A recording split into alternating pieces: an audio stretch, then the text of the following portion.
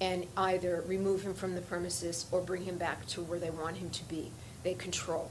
And that 8C, which I don't know what the 8 means, but I know that C means control, was in the very first course that I learned. So when I was sitting in there in my final day of interrogation, having the dry heaves over a garbage can while I could look out the window and see my car and wanted nothing more than to be in that car. Those courses of 8C and the fact that she's got the door and there's a camera in the room, the fact that I was on the 11th floor of the HGB building, which is where OSA is, to get from there to my car, if I got past her, I would never get past the security guards or the cameras or get on an elevator or find a stairwell. And that does bring me back to the very beginning course that they teach in Scientology. Like I said, now time has changed. They have more initial courses, but the course used to be the first course, and now it's separated out and it's done at a later time.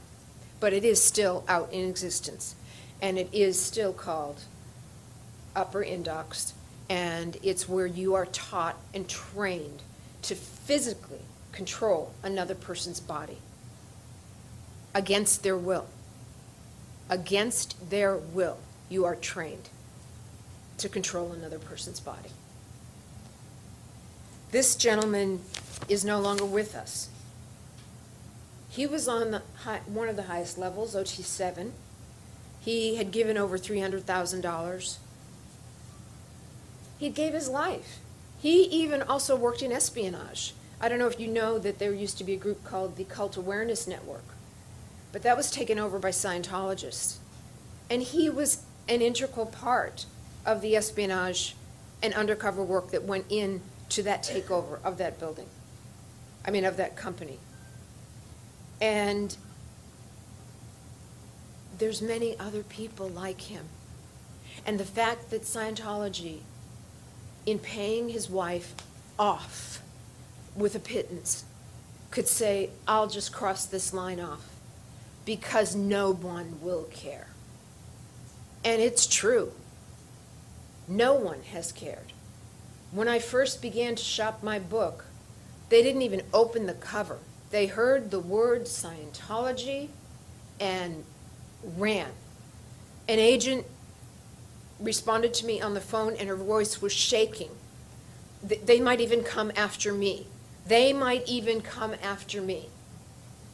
And on this 2nd year anniversary of Anonymous, which is a group of people that weren't even Scientologists, they knew something was wrong. They knew there was no free speech. When they started, I'm sure they didn't know how deep the well went. But they were able to stand up. So why can't I? Why can't I? And why can't people care about Greg Bashaw and his son, who had to witness his attempts of suicide and his final suicide, and his wife, who was left with the debt of money that he gave to the Church of Scientology? That's all where that money went, was to the Church of Scientology. And they didn't, and they end up with him dead, and she is struggling to keep her home. So I hope you guys care. I hope you guys will talk about Greg Bashaw and the many others that are out there that go through this mental abuse on a daily basis, on an international basis. Because as somebody here said, the international headquarters are in America. If it's happening in America, it's happening in Australia, it's happening in South Africa, it's happening everywhere. If it's happening at the top, it's happening below. And it doesn't matter what country that is. European countries know more because they've had to deal with the Nazis. America is a little gun-shy about religions. because they were based on freedom of religion. So if you want to play with a deadly snake, you can, as part of your religious services. If that snake bites you, it's God's will.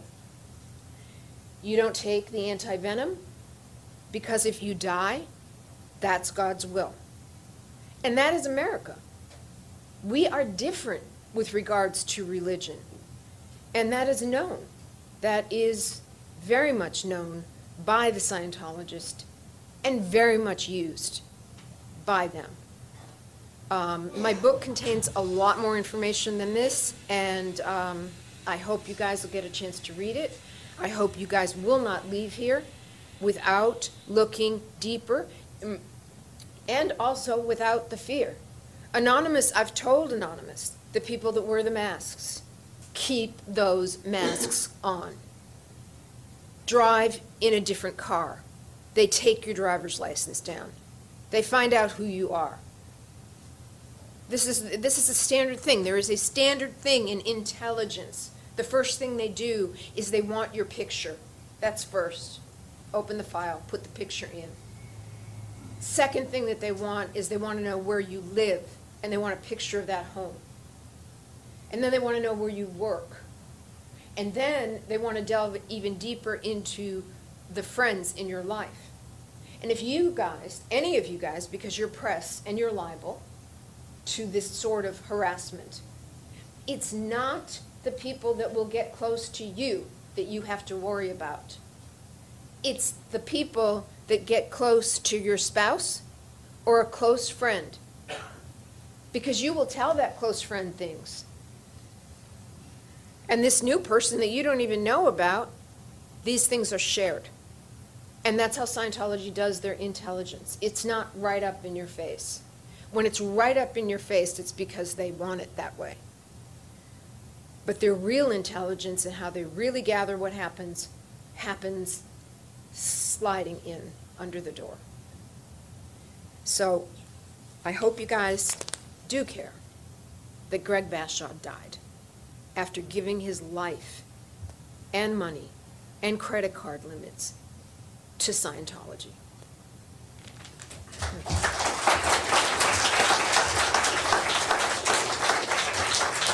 Thank you. Thanks. So are there any other questions that you have that you'd like to ask now? Yeah. I'd like to ask a question for Nancy. Yes? Nancy, could you talk to the term in Scientology called end of cycle? Do you believe that is in order? Controversial online. Oh, I'm sorry. End of cycle is something that came up with regards to the death of Yvonne Gents. And it then became a rumor that L. Ron Hubbard or David Mayo gave her a program for end of cycle. She was fatally dying, which in the regular world, we would put her in hospice and make her go as gently and quietly as she could, because there was no other option. End of cycle as a specific policy I've never read, only the rumors, probably the same rumors you have.